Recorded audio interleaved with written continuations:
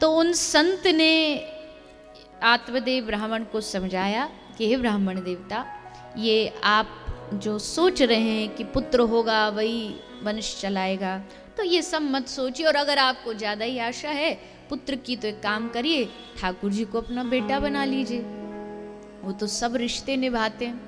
अरे नहीं नहीं प्रभु, फिर भी एक संतान पुत्र तो चाहिए।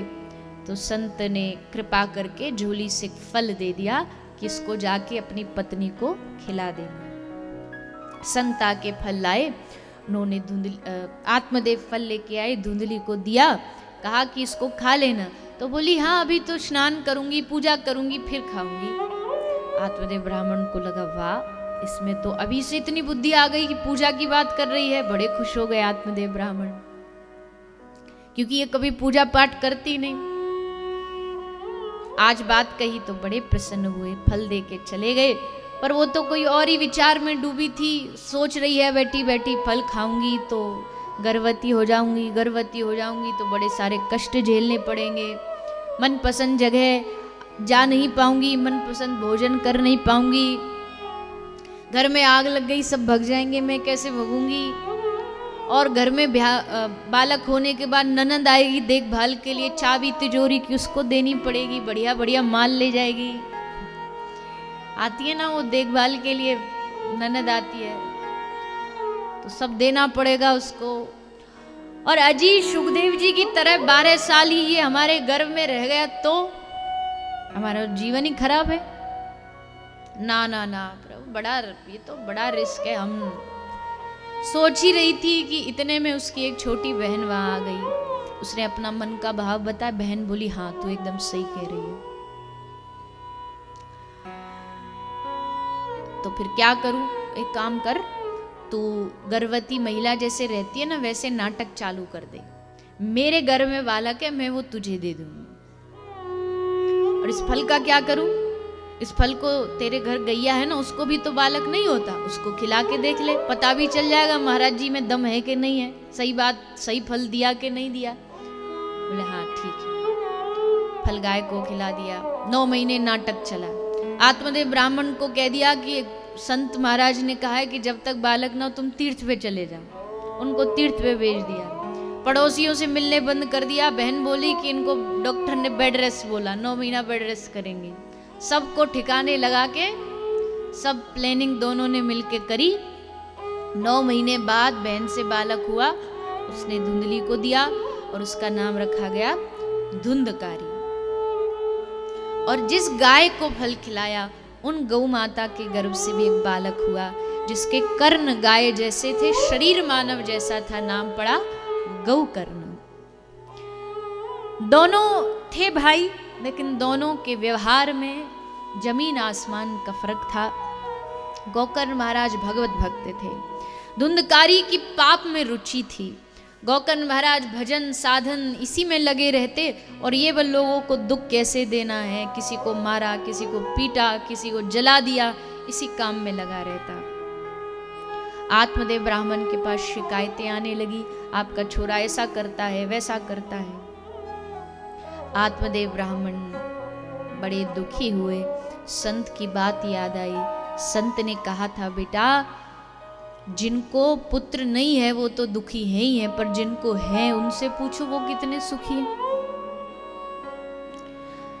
अरे जब नहीं था कम से कम चैन से इज्जत से जी तो रहे थे, अब तो सारे गांव में इसने आतंक फैला रखा है।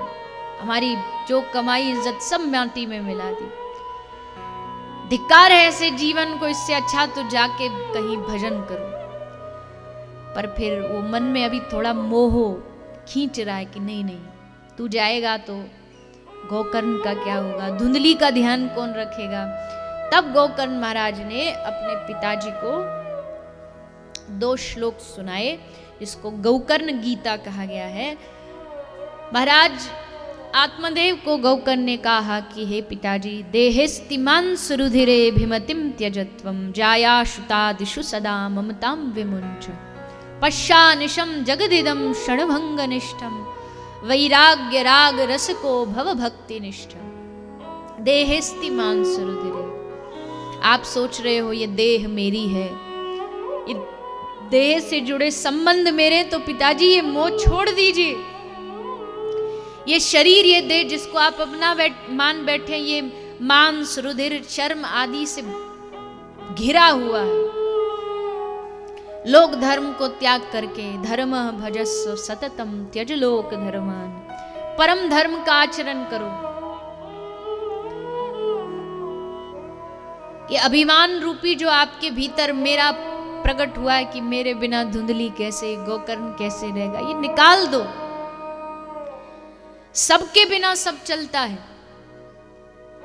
ये अभिमान मन में कभी मत पालना कि हमारे बगैर दुनिया कैसे चलेगी। लाख आए लाखों गए, सबके बिना दुनिया चलती है, सबके बिना परिवार चलता है। मैं नहीं रहूंगा तो फिर कैसे होगा, ये अभिमान हटा दो।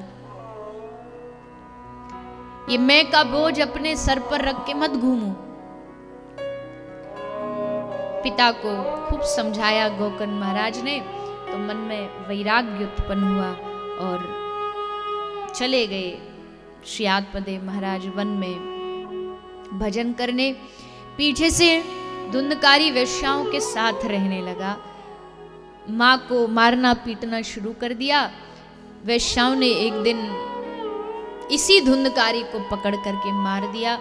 मरने के बाद एक ब्रह्म राक्षस बना और उसकी मुक्ति, उसके उद्धार के लिए गोकर्ण महाराज ने श्रीमद् भागवत कथा का आयोजन किया।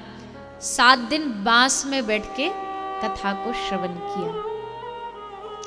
इसलिए अभी भी जो विधि विधान कर्म कांड में ज्यादा रुचि रखते हूँ, भागवत जी जब होती तो एक बांस रखते हैं कि इसमें। कई लोग कहते हैं आप अपनी कथा में तो नहीं रखती। मैं कहती हूँ ये कलयुग है भैया, यहाँ के भूत भी सोफे पे कथा सुनते, बांस में बैठ के कोई नहीं सुनता। अब वो जमाने गए कि बांस में बैठ के कथा सुनेगा। अब भूतों को भी वीआईपी ट्रीटमेंट चाहिए। ये भूत आए तो सबको हटो हटो, ये महाराज जी पधारे, इनको विराजो।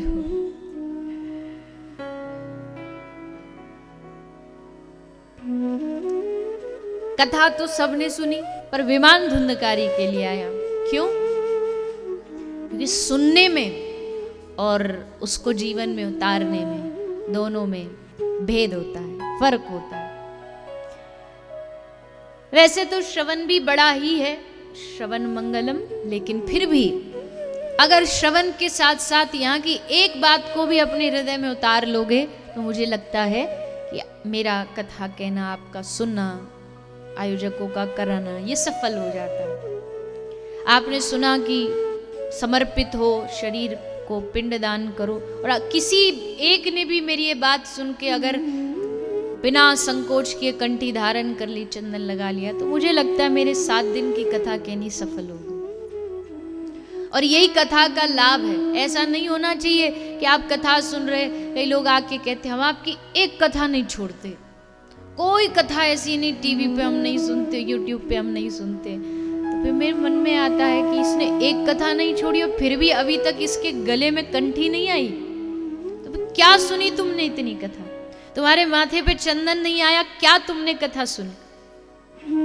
केवल बस मनोरंजन भर कर लेने से तुम्हारी कथा सुनना नहीं होता।